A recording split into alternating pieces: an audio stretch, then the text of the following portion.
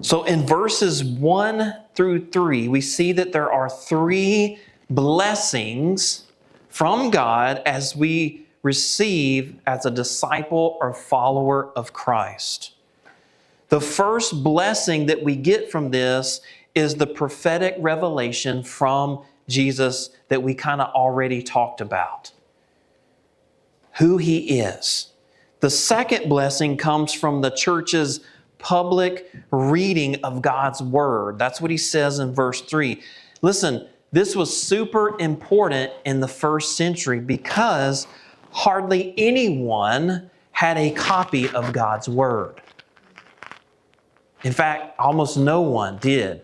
And not only did they not have a copy of God's Word, but most people in that time period were illiterate, meaning they could not, even if they had a copy, they didn't know how to read.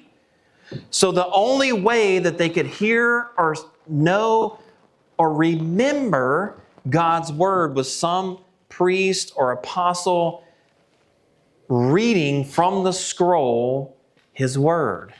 So that should make you kind of sit back and pause for a second and think about this, that if you think Revelation is a hard read, imagine if you just had to sit there and me read it to you and then you had to figure out what it was saying, and you had to do that from memory. Okay? So we got it good is what I'm saying. John says, "Blessed are those who hear God's words." That means that the words of revelation demand a response from those who hear it.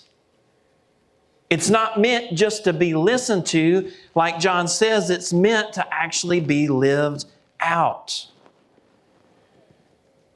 And the third blessing, John says, comes from those who keep the word of revelation and obey it. All of that is in verse 3.